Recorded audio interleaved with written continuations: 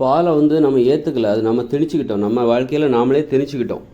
அடிமைத்தனம் வந்து நாம் ஏற்றுக்கல, அது வந்து நாமளே நம்ம வாழ்க்கையில் திணிக்கப்பட்டது என்றைக்குமே வந்து வாமிட் பண்ணிடுவோம், வாந்தி எடுத்துருவோம், அதே மாதிரி புறக்கணிச்சிருவோம், அது எதுவாக இருந்தாலும் சரி. அதனால் வந்து நம்ம பாலுங்கிறது வந்து நம்ம ஏற்றுக்கிட்ட உணவு கிடையாது, அது நம்ம மீது திணிக்கப்பட்ட உணவு. அதனால் பால், மாமிசம், முட்டை, மீன் இதெல்லாம் திணிக்கப்பட்ட உணவு, ஏற்றுக்கொண்ட உணவுகள் கிடையாது. அதனால தான் நிறைய பேர் வந்து அதை ஏற்றுக்க மாட்டோம் அப்படின்னு இப்போ பழங்களை எல்லாருமே சாப்பிட்றாங்க. உலகத்தில் யாருமே பழங்கள், காய்கறிகள்லாம் சாப்பிடாமல் இல்லை. ஆனால் ஏன் வந்து மாமிசத்தை மட்டும் நிறைய பேர் ஏற்றுக்க மாட்டேங்கிறாங்க? ஏன்னா அது திணிக்கப்பட்ட உணவு. அதனால தான் கொஞ்சம் பேர் நிறைய பேர் ஏற்றுக்கிறாங்க, நிறைய பேர் ஏற்றுக்கலாது. அதனால் மாமிசம், பால், முட்டை, தயிர், மீன், மோர், நெய், வெண்ணெய் இதெல்லாம் வந்து ஆடம்பர உணவுகள்.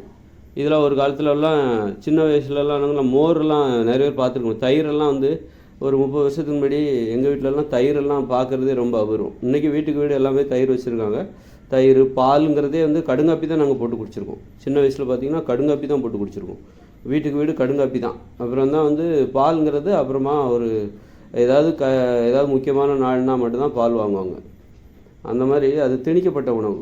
ஆனால் எப்போவுமே நம்ம வந்து காய்கறிகளை சாப்பிட்ருக்கோம். வறுமையில் இருந்தாலும் காய்கறிகளை சாப்பிட்ருக்கோம். வறுமையிலும் நமக்கு உதவி செய்வது எது?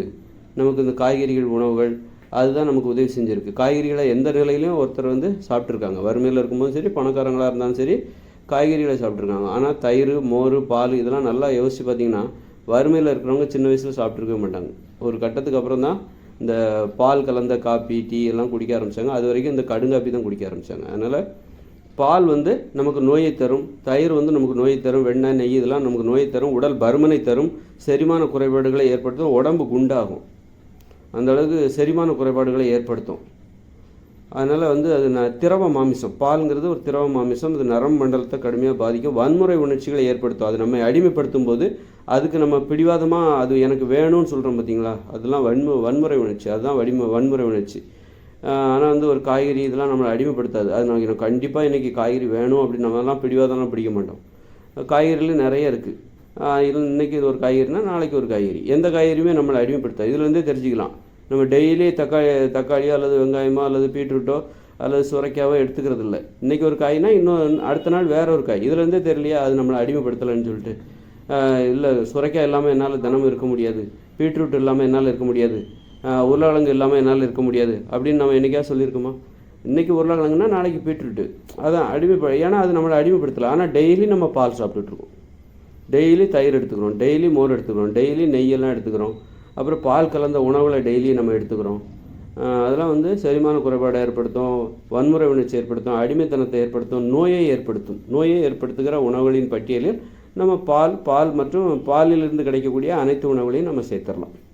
அதனால் நோயிலிருந்து குணமாகிறவங்க, உடம்புல நோய் இருக்கவங்க பாலை எடுத்துக்காதீங்க, பால் சார்ந்த எந்த உணவுகளையும் எடுத்துக்காதீங்க. தயிர், மோர், வெண்ணெய், நெய் எடுத்துக்காதீங்க, மாமிசம் எடுத்துக்காதீங்க. ஏன்னா ஒரு நோயின்னு வந்துருச்சுன்னா அப்புறம் நீங்கள் மனித உணவுக்கு மாறிட வேண்டியதான். அதான் ஒரு அளவுக்கு இதெல்லாம் இந்த காலத்தில் தான் கிடைக்கும், நம்ம சாப்பிட்டு பார்க்கலாம், ஒரு ஆசையில் நீங்கள் எல்லாத்தையும் சாப்பிடலாம். இட்லி, பூரி, பொங்கல், தோசை எல்லாத்தையும், ஐஸ்கிரீம் எல்லாத்தையும் சாப்பிட்டு தொலைக்கலாம்.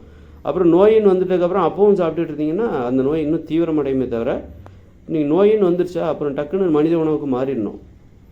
மனித உணவுங்கிறது காய்கறிகள், கீரைகள், கிழங்குகள், பழங்கள், பயிர்கள், பருப்புகள், கடலைகள், தேன், இதுதான் மனித உணவுகள். இதை சாப்பிட்டிங்கன்னா உங்களுக்கு நோய் வந்து கட்டுப்பாட்டுக்குள்ளே வந்துடும், படிப்படியாக குணமடைய ஆரம்பிச்சிடும், உடல் பருமன் குறைய ஆரம்பிச்சிடும். இப்படி நீங்கள் ஒரு சளி பிரச்சனைக்கெல்லாம் நிரந்தர தீர்வு கிடைச்சிடும். சளி பிரச்சனை ஏன் வருது? இந்த பால் சாப்பிட்றதுனாலையும், பால் சார்ந்த உணவுகளை சாப்பிட்றதுனாலையும், அப்புறம் தானிய உணவுகள், அரிசி, கேழ்வரகு, கோதுமை. ஏன்னா நரம்பு மண்டலம் பாதிக்கும் போது தான் இந்த சளி பிரச்சனைலாம் வருது.